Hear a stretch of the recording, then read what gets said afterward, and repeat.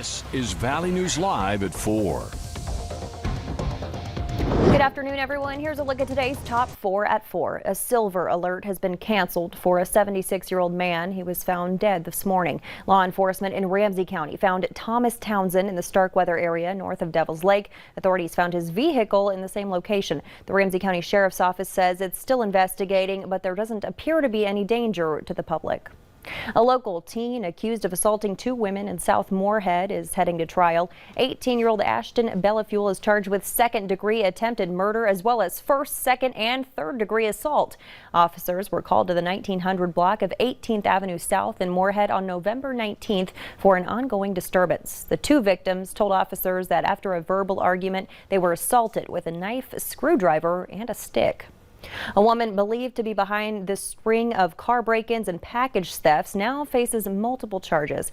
Documents say officers tried to pull over 35-year-old Kayla Dronin and a male accomplice multiple times, but they would always speed away. She's now charged with 3 counts of theft, unlawful entry into a vehicle, conspiracy to commit theft, unlawful use of plates, and fleeing an officer.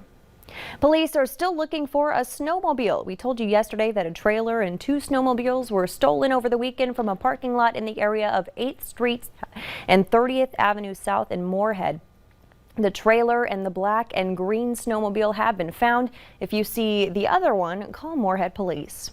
That wraps up today's top 4 at 4. Here's a first look at our weather with Chief Meteorologist Hutch Johnson. Hutch. Thanks so much, Stacy. As we head into our evening hours, our first alert weather day begins to take effect in earnest as we have snow developing out to the west, light to moderate for most, but there are a couple of heavier bands we're watching. Most of this event is going to occur as we go through this evening into the overnight, with 1 to 2 for many across the area. Isolated 3 inches possible. So not a huge snow producer, and the good news is it's happening when most of us are at home, hopefully. Here's a look at the latest radar. Minot to Bismarck and points west. That heavier band of snow, it's moving east. We do have some ice showing up on the radar in parts of Minnesota, moving northbound with snow showers in the Devil's Lake Basin. And there's a pretty healthy band of snow there where you see the dark blues and whites moving out of the Rolla area and into Towner County here in the next half hour or so. Snow and wind combining to reduce visibilities out to the west as well. Low visibility here in Fargo, but not as low as the winds are beginning to gust up to around 40 miles per hour on the leading edge of the storm. Here's a quick snapshot of the snow potential by mid-morning tomorrow. Again, many of us picking up that 1 to 2 inch category. Far south, far east, we could see a trace. There could be a little bit of ice anywhere across parts of western Minnesota as we go into the overnight, coated with some light snow. So slippery conditions. Here's your planner for Fargo. You can see it's soupy and gray. Our snow chances here in the central Red River Valley increase most at 1, but I'll have complete details on the timing and progress of tonight's system and a look ahead toward the Arctic impact and slap of air heading our way coming up in just a few moments. All right, thanks so much, Hutch. And a reminder ahead of these bitterly cold temperatures, make sure you're prepared. Hutch and the weather team are always making sure we're up to date with the forecast. Tonight, Summer digs a little deeper with what to make sure you have on hand in case of an emergency. Summer? We never think it's going to happen to us until it does. So if or when that ever happens, it's important to be prepared if you're stuck in a winter emergency, if your car breaks down, or if you're stuck in the snow. Some of the first things you want to have are things to keep yourself warm. They include a hat and gloves. If you have a candle, you can put it in a little tin along with some waterproof matches to keep dry. And that candle within the tin is going to heat at least a little bit of the air around you. If you find yourself with some hand warmers, you can find these fairly cheap at a store, a grocery store, or even a convenience store. If you find yourself stuck in the snow, some other essentials to have are going to be a small shovel that you can fit in the back of your car. You can also find ones that fold up and can fit nicely even under a seat. Cat litter provides great traction. If you're sliding on the ice and can't get going, or if you're stuck, sprinkle a little bit of cat litter behind your tires to get a little traction to get yourself going. Also important, if someone is able to help you, some tow ropes come in handy, as well as jumper cables if you have enough battery in your car to get it started. Some other necessities that you'll want to keep in your winter survival kit include a first aid kit for any basic emergencies, maybe even a little bit of cash if you find yourself in need.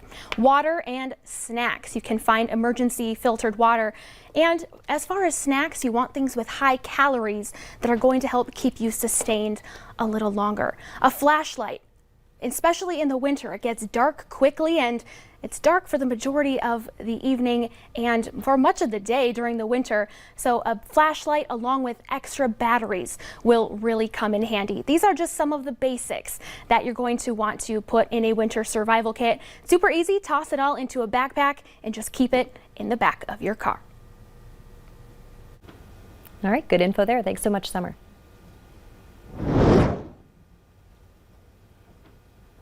In Clay County, the rollout of the coronavirus vaccine has been slow. Still, the county commission says they've been successful at getting shots into arms. Valley News Team's Brian Sherrod has the latest.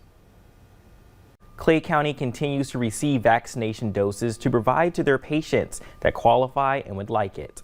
Well, so far, they are using all vaccines that they receive.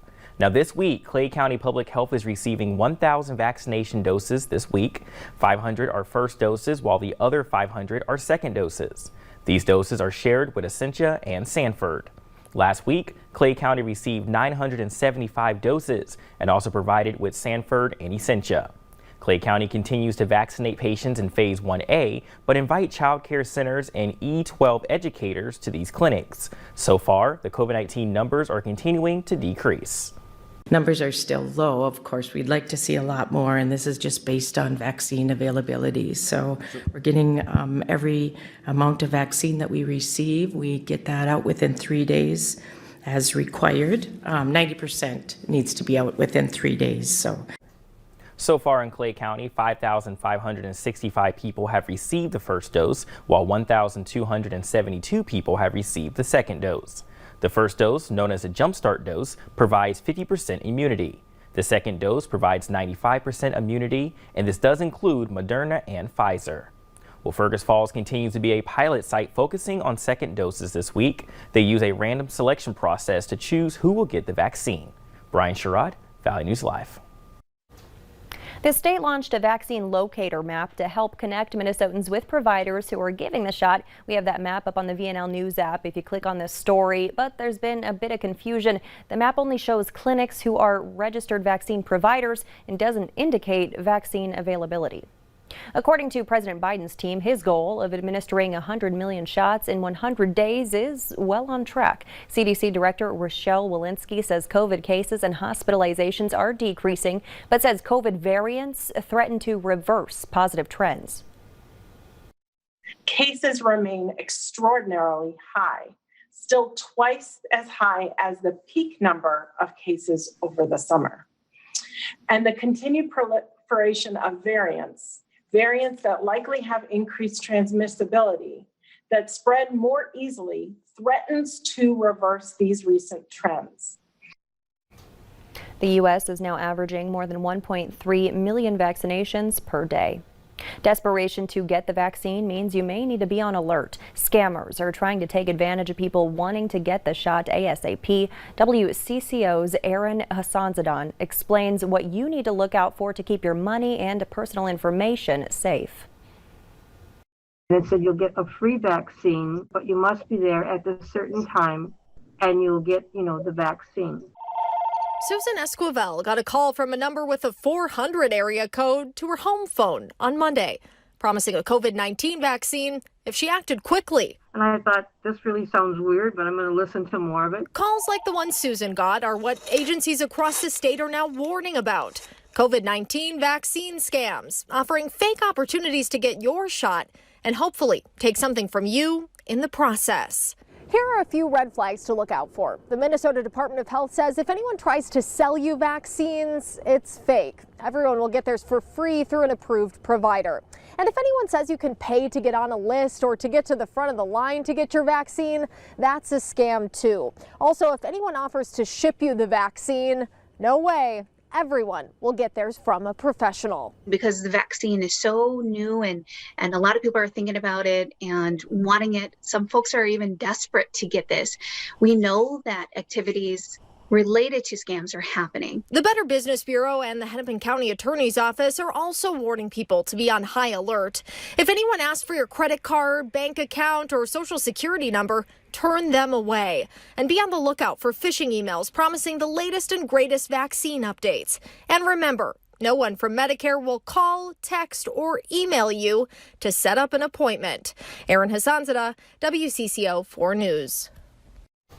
The best way to find out when you're eligible for a vaccine is to check with your healthcare provider.